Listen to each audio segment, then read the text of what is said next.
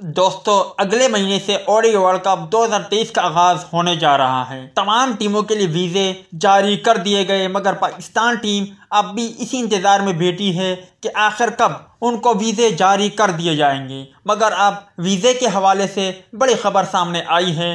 Pakistan team कब रवाना होगी, मुख्तसर वीडियो क्लिप आखिर तक लाजमी देखें और कमेंट सेक्शन में आप भाई मुझे इतना ज़रूर बताएं, ओडीआई वर्ल्ड कप 2023 में पाकिस्तान टीम की परफॉर्मेंस किस तरह रहेगी और पाकिस्तान की जानिब से उम्मीदों का महवर कौन सा गेंदबाज और बल्लेबाज होगा।